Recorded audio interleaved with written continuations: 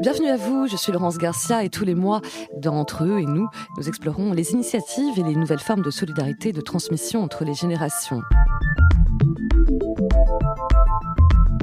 Entre eux et nous, une série réalisée en partenariat avec la Mutuelle Générale. Comment changer le regard des enfants sur ce qui les entoure et sur ce qui les attend, et surtout comment donner la même chance à tous les enfants?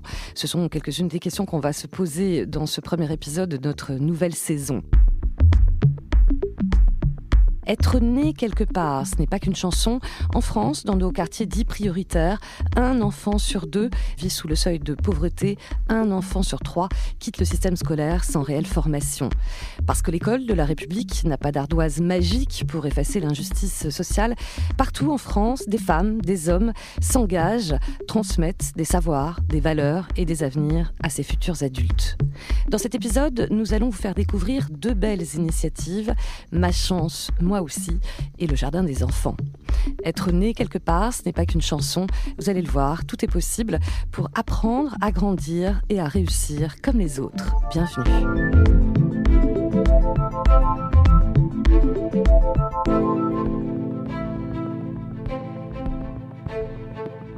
Bonjour Fanny Bozonnet. Bonjour. Vous êtes directrice générale de Ma chance, moi aussi, à Chambéry, en Savoie, une association nationale qui, depuis 7 ans, propose du soutien scolaire, mais pas que, surtout un accompagnement sur la durée. Nous allons en parler pour 500 enfants dans les quartiers défavorisés et prioritaires dans 9 établissements en France. Bonjour Iliana Tessèdre. Bonjour Laurence. Vous êtes l'initiatrice, animatrice du Jardin des enfants. Là, on est à Lorgues. C'est un village dans le Var, une toute jeune association qui existe depuis 1 an. Et avec vous, nous parlerons des bienfaits de la fameuse pédagogie du dehors. En tout cas, on est ravis de vous inviter toutes les deux, car on va le voir, vos démarches sont tout à fait complémentaires. Je vais commencer par vous, Fanny Bozonnet. À l'origine de Ma chance, moi aussi, c'est un homme, un entrepreneur, il s'appelle André Payerne, et qui, après avoir travaillé 40 ans dans la métallurgie, il aurait pu profiter de sa retraite bien méritée. Eh bien non, en 2015, il va se lancer dans une autre forme d'entreprise finalement, solidaire. Exactement, oui, tout à fait. C'est vrai que c'était il y a déjà 7 ans. Et André Payerne, c'est un homme engagé sur son territoire. C'est un industriel savoyard. Et au moment de prendre sa retraite, c'est un coup de colère qui le conduit à créer Ma chance, moi aussi. C'est la situation inacceptable des banlieues, comme vous venez de le dire, avec ses enfants qui grandissent avec une destinée tracée d'avance.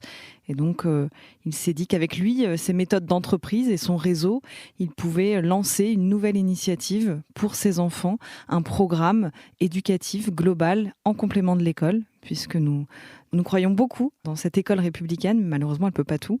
Et justement, pour ces enfants qui grandissent dans des familles en fragilité dans les quartiers, il y a un vrai enjeu d'accompagnement. Oui, vous dites, c'est pas une école en soi, c'est un complément de l'école. D'ailleurs, vous travaillez beaucoup avec l'éducation nationale, d'ailleurs. Complètement. On vient apporter ce qu'une famille en fragilité n'est pas en capacité, temporairement ou sur du long terme, n'est pas en capacité d'apporter à son enfant. C'est un cadre éducatif global. L'école, elle vient enseigner des savoirs, elle vient aussi enseigner des savoir-être, souvent. Mais après l'école, que se passe-t-il pour ces enfants ? Bien souvent, nous, on a vu que ces enfants de 5-6 ans, ils se retrouvent en bas de l'immeuble parce qu'il n'y a pas de cadre à la maison, parce qu'ils traînent avec les grands frères. Et donc, c'est vraiment auprès de ces enfants que nous, on va venir agir à travers de la prévention précoce. Ça, c'est crucial pour nous, c'est prendre les enfants dès l'âge de 5-6 ans. Voilà, à 5-6 ans, on se dit que tout est possible, qu'il n'y a pas de fatalité à... Exactement, tout est possible et c'est bien à cet âge-là qu'il faut faire les choses et sur le long terme. Et ça, c'est important. Pour nous, c'est les 2 piliers. Être là au plus tôt et être là avec eux, s'engager à travers un accompagnement global portant aussi bien sur le savoir scolaire après l'école que sur le savoir-être, les compétences transversales qui sont tout aussi importantes aujourd'hui. Le sport, l'éveil éducatif... l'art, la culture. D'autres codes. Exactement, c'est leur enseigner aussi des codes pour que demain, ils puissent tout simplement choisir leur vie. On ne veut pas tous en faire des astronautes ou je ne sais quoi, mais on veut qu'ils choisissent leur vie et qu'ils puissent avoir les clés pour se construire sereinement. Et vous parliez d'accompagnement dans la durée, ça peut durer 10 ans grâce à cette association Ma Chance Moi Aussi. Notre engagement, c'est d'être aux côtés des enfants et des parents, puisqu'on a aussi un accompagnement à la parentalité, mais d'être à leur côté pendant 10 ans s'il le faut, tous les soirs de la semaine, le mercredi et la moitié des vacances. Ouais. Et vous le dites aussi, si ça fonctionne, parce qu'on en parlera tout à l'heure des résultats et des retours d'expérience, c'est parce que vous demandez aussi un véritable engagement de la part des parents aussi. Oui, on n'est pas là pour prendre leur place, c'est bien eux les premiers éducateurs de leurs enfants, et donc on va les impliquer et on va leur demander beaucoup de choses, parce que ça se construit ensemble, on est dans une coéducation, et c'est aussi pour ça que ça fonctionne en effet, et puis surtout ça permet de décupler notre impact quand les parents sont impliqués, et ça permet aussi d'avoir un impact sur les fratries au sein de la famille. Iliana Tessèdre, alors là, avec vous, on est du côté de l'Orgue, je le disais, un village dans le Var. C'est vous qui êtes à l'origine du jardin des enfants. C'est drôle parce qu'on en parle comme la première ZAD en France tenue par des enfants. ZAD pacifiste, bien sûr, et pédagogique, parce qu'il faut rappeler qu'à l'origine, il y avait un projet de parking sur ce jardin-là que vous avez remis à neuf, j'ai envie de dire, dans le centre de la vieille ville, c'est ça ? Il y avait un projet de parking. Oui, c'est ça. En fait, j'avais déjà habité dans ce village. Après, j'habitais aux alentours et quand je suis revenue, je me suis retrouvée en appartement. Et pour moi, c'était pas possible de ne pas avoir de jardin. Donc, je suis partie en quête d'un petit jardin. Et puis, je suis tombée sur cette pépite. On m'a dit, tu peux l'avoir, mais bientôt, les bulldozers vont arriver et il va y avoir 250 places de parking sur ces terres qui sont cultivées depuis plus de 1000 ans. Des terres d'exception avec tout un aménagement justement rural typique de ce qu'on appelle ici les campagnes. Donc souvent c'était attenant à des grandes propriétés ou même des maisons autres. Et donc il y avait potager, verger, poulailler, petits bassins, mille et une petites choses qui permettaient d'assurer l'alimentation de base pour les gens d'ici. Ouais. Et puis quand j'ai su ça, justement, je me suis dit que c'était l'occasion de faire un jardin des enfants. Et contrairement à d'autres projets que j'avais menés, où les enfants venaient en bus, comme des fermes pédagogiques, là, tous les enfants pouvaient venir à pied. Et non seulement ils pouvaient y découvrir tout ce qui est potager, jardin, mais en plus de ça, tout ce qui est histoire et tradition, le quotidien de la Provence. Alors, vous aussi, Iliana Tessèdre, vous travaillez avec l'Éducation nationale, puisque 2 fois par semaine, depuis 1 an maintenant, grâce à vous, parce que c'est vous qui avez quand même remis en état, il faut le rappeler, ce jardin, malgré les confinements, etc. Les enfants viennent travailler de leurs mains, ils apprennent à servir d'outils, vont s'occuper des poules. Et vous me confiez, pour préparer cet entretien, que même à la campagne, quelque part, les enfants sont aussi hors sol. Et la nature, ils ne connaissent pas tant que ça, finalement. Oui, tout à fait. Et quand il s'agit de transmettre, justement, pour toutes ces choses naturelles, on se rend compte que pour certains enfants, la première chose, ça va être la reconnexion, justement, à l'environnement. On a vraiment un public très hétéroclite. On a des enfants qui ont vraiment une éducation à la nature de par leur éducation à la maison, et d'autres, pas du tout. Et on les sent plus en prise avec tout ce qui est vidéo, jeux, télévision.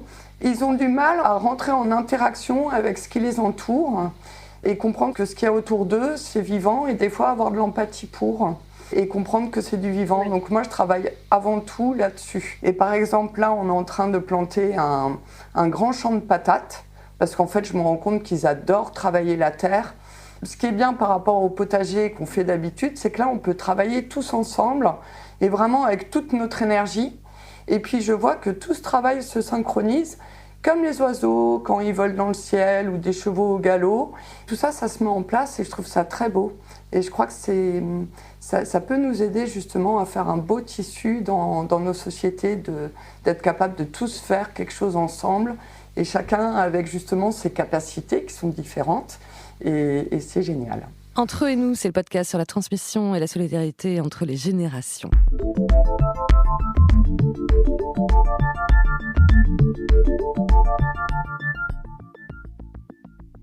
Nous sommes toujours en compagnie de Fanny Bozonnet, directrice générale de Ma Chance, moi aussi à Chambéry, en Savoie et partout en France. Et Lina Tessèdre, coordinatrice du Jardin des Enfants à l'Orgue dans le Var. Alors on le disait, l'une comme l'autre, vous travaillez avec les profs, les enseignants, avec l'éducation nationale. Fanny Bozonnet, votre association existe depuis 7 ans dans 9 établissements en France. Vous avez forcément du recul, du retour d'expérience par les familles et par les enseignants. Qu'est-ce qu'ils deviennent, ces enfants qui grandissent dans des quartiers difficiles une fois qu'ils sont passés par votre association ? Alors c'est vrai qu'on a un petit peu de recul, même si notre impact il sera vraiment à long terme, puisqu'on vise un impact à la fois sur ces enfants, mais aussi sur notre société, pour demain avoir une société plus apaisée, plus cohérente, et que l'impact il soit aussi sur les quartiers, à travers la formation de leaders positifs. Ça c'est très important pour nous. Leaders positifs. Des leaders positifs, c'est-à-dire que ces enfants, demain, deviendront des porte-parole aussi dans ces quartiers, remplaceront peut-être d'autres leaders qui n'ont pas forcément les mêmes visions que nous, on peut avoir de notre société aujourd'hui, une société unie. Et donc oui, en effet, les premiers enfants qui sont arrivés, c'était il y a 7 ans. Ils sont toujours avec nous, c'est à Chambéry. Ils sont au collège. Et vous êtes toujours en contact avec eux ? On est toujours en contact avec eux, on les suit toujours. En fait, nous, notre programme, c'est 3 cursus. C'est le cursus école, cursus collège et le post-collège, où là, on bascule plus sur un tutorat qu'on est en train de construire, parce que c'est forcément un accompagnement différent. Et aujourd'hui, c'est des enfants qui vont bien. Nous, on regarde plusieurs choses. La première chose, c'est bien sûr l'acquisition des savoirs fondamentaux. Ça, c'est essentiel pour nous. C'est pas forcément qu'ils soient très bons en classe, mais qu'ils savent lire, écrire et compter. Deuxième chose qu'on regarde, c'est les compétences transversales, la gestion des émotions, la confiance en soi. Et puis, c'est enfin le faire société. C'est la compréhension des règles, avoir l'esprit critique, pouvoir échanger, débattre avec les autres. On va vraiment regarder sur ces 3 curseurs-là et on obtient en effet des résultats qui sont très bons. Et on voit bien la progression. On voit bien que 1 an, ça suffit pas. 2 ans, ça suffit pas. C'est des choses qui s'inscrivent dans le temps long. Et l'expérience qu'on a à Chambéry fait qu'on a aujourd'hui une vraie envie de pouvoir le déployer partout en France, parce qu'on voit en effet que les résultats sont bons et qu'il y a un vrai impact. Et ces enfants-là, qui sont devenus donc lycéens, ils ont d'autres projections, d'autres envies, ils se projettent autrement dans leur vie de futurs adultes, ils vous en parlent ? C'est des enfants qui ont acquis les codes que chacun peut avoir. C'est des enfants qui ont des chances là où ils n'en avaient peut-être pas au départ. Et donc oui, ils se projettent dans des métiers tout leur semble possible qu'on n'imaginait pas. À égalité comme les autres. Exactement. Et puis ils imaginent sortir du quartier. Nous, dans notre programme, on a aussi cette volonté de leur faire découvrir le territoire, sortir du quartier, aller juste à la montagne à côté pour faire une randonnée, découvrir la nature. Voilà, c'est leur faire découvrir autre chose. Et on sent que ces enfants, ils ont plus peur de sortir de leur quartier, d'aller dans la ville, d'aller dans le centre-ville, de partir à Paris. Il y a une vraie liberté qu'ils s'autorisent, là où il y avait avant des barrières un peu aussi dans leur esprit. Et des préjugés de part et d'autre. Exactement, de part et d'autre, ça c'est important. Iliana Tessèdre, vous qui dites que la nature est le meilleur des professeurs, vous aussi vous avez du retour avec les institutrices, notamment de cette école maternelle là-bas dans le Var. Pareil, vous observez des changements de comportement chez les enfants, alors certains qui sont peut-être un peu hyperactifs ou pas, au contact de la nature, au contact du vivant, à travailler tous ensemble de leurs mains. Alors moi ce que je dirais c'est pareil. C'est pour que vraiment il y ait un réel impact. C'est important qu'il y ait des séances régulières. Et j'aime bien la récurrence de 1 fois par semaine, parce que comme ça, on sent qu'il y a des choses qui peuvent vraiment s'inscrire dans l'enfant. Et donc, non seulement il découvre, mais pour moi, il y a quelque chose qui est très important, sur lequel on travaille, c'est de réaliser comment ces actions vont avoir un impact. Et l'image, c'est un petit peu de dire que le jardin, c'est un petit peu comme une petite planète qui est confiée à un petit groupe, donc aux enfants, et je leur explique qu'ils sont responsables. Et puis finalement, on se rend compte qu'en fonction de nos actions, on peut complètement l'embellir. Et par exemple, on a eu un potager exubérant avec des pieds de tomates qui montent à 3 mètres de haut. Et puis à côté de ça, par exemple, quand on fait le cercle de parole, parce qu'on fait des cercles de parole au début et à la fin de la séance, déjà pour savoir ce qu'ils ont envie de faire et puis pour apprendre à s'exprimer en public. Et par exemple, si pendant le cercle, tout le monde gratouille et arrache un petit peu d'herbe, et à la fin, on a un terrain vague. Et donc tout ça, on travaille dessus tout le temps, sur l'impact et qu'est-ce qu'on fait de ce monde et qu'est-ce qu'on fait de ce jardin, avec une règle de base, c'est la règle d'or du jeu, qu'on peut écrire comme on veut, et où on part du principe que tout ce qu'on peut faire, on le fait dans le respect de soi, des autres, et de tout ce qui nous entoure, et de tout ce qui est vivant. Je tiens beaucoup à toutes ces valeurs, et je ne connais pas le monde dans lequel ils grandiront demain, mais au moins, ils sauront d'où ils viennent. Et je sens que c'est important, et ils en parlent tous les jours de ce jardin, ceux qui viennent régulièrement. Ce qui est intéressant, vous écoutez toutes les deux, Fanny Bozonnet et Iliana Tessèdre, c'est que vous travaillez plutôt avec des enfants de la campagne, vous plutôt des quartiers dits prioritaires, et en même temps, les problématiques sont aussi un petit peu peut-être différentes, mais semblables aussi en matière d'isolement, en matière aussi de solidarité. Je pense que peut-être que des collaborations pourraient être possibles d'ailleurs entre vos deux structures, je ne sais pas, oui, Fanny Bozonnet. Complètement. Moi, là où on se rejoint, c'est cette notion de transmission qui en effet très importante, je pense, et qui doit l'être aujourd'hui important dans notre société. La notion de respect vis-à-vis des autres, mais aussi vis-à-vis du monde dans lequel on grandit. Et en effet, nous, on a beaucoup, alors pendant les vacances, on les emmène beaucoup justement dans la nature, à la découverte d'autres choses, de la faune, de la flore, de différents milieux pour qu'ils connaissent autre chose que le béton. Et donc oui, moi je trouve ça hyper intéressant et je suis sûre qu'on pourrait envisager des choses, en effet. Iliana Tessèdre. Moi, sortir les enfants du béton, des grillages, parce que je me rends compte que même à la campagne, là, les enfants qui vont à l'école, au centre aéré, la cour, elle est grillagée. Alors finalement, c'est bien parce qu'on n'est pas derrière des grands murs. S'ils vont à la piscine, c'est pareil. S'ils vont dans le parc d'enfants, c'est pareil. Et finalement, quand je les vois, c'est comme si on voyait des petits détenus de je ne sais quoi comme système. Et en fait, pour moi, c'est pas ça l'enfance. Je pense que ce qui est important pour l'enfant et pour qu'il s'épanouisse, c'est la possibilité de conquête. Comme ça, d'aller découvrir, d'avancer, d'être libre, d'avoir des missions. Moi, j'aime bien leur donner des missions, les responsabiliser au maximum. Et je voulais dire aussi que malheureusement, peut-être, il n'y a pas tant de différence que ça entre les enfants urbains et certains enfants de la campagne. Et je me rends compte, même au niveau des accompagnants, parce qu'on reçoit les maternelles, les primaires, le centre aéré, qu'il y a une déculturation et qu'il y a peu d'adultes qui connaissent le nom des arbres. Et puis une pomme de terre qui pousse, tout le monde ne la reconnaît pas. Et moi, ce que j'ai adoré, c'est l'autre jour, un enfant, on travaillait la terre. Alors après, je lui ai expliqué qu'on allait planter les patates. Puis à la fin de la séance, je dis on y va. Et il me dit on va manger les frites.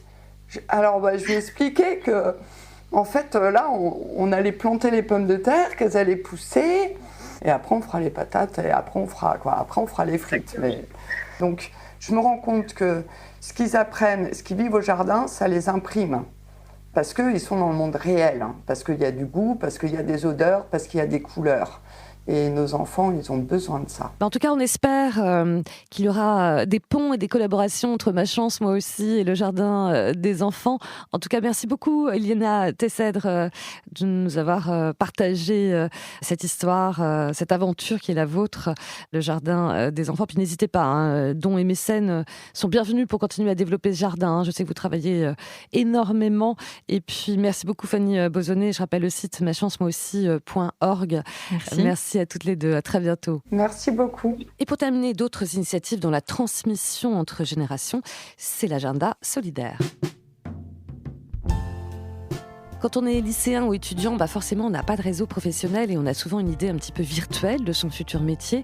My Job Glasses, c'est le nom d'une plateforme qui met en contact gratuitement des jeunes de 15 à 30 ans avec 52 000 professionnels. Chaque jeune peut se connecter et échanger avec un ingénieur, un libraire ou encore un médecin sur la réalité de son métier, sur le bon et le moins bon aussi. Et puis, si vous aussi, d'ailleurs, vous voulez rejoindre cette communauté de tuteurs en donnant un petit peu de votre temps, vous êtes les bienvenus sur myjobglasses.com. Capucine et Gaston, c'est à Lyon. C'est le premier traiteur bio qui produit des plats en bocaux avec pour mission d'accompagner des jeunes en situation de handicap. Tous sont formés à 3 métiers, la vente de plats, le service en salle et la cuisine avec des chefs. Chez Capucine et Gaston, on mange local, durable et surtout on mange solidaire. L'objectif est d'accompagner ces jeunes handicapés jusqu'à leur qualification professionnelle. Et puis on termine à Nantes avec Mobile Art. C'est une ruche d'art nomade créée par la sculptrice Karine Théo Tellier. Elle se déplace partout en Loire-Atlantique pour animer des ateliers aussi bien en EHPAD qu'en bibliothèque de quartier. Avec des matériaux de seconde main, l'artiste partage son savoir autour d'un café et des petits gâteaux avec tous ceux qui ne peuvent pas se déplacer. Ça s'appelle Mobilart et c'est à Nantes. Entre eux et nous, c'est terminé. On se retrouve le mois prochain pour un nouvel épisode. D'ici là, portez-vous bien et bien sûr, restons solidaires.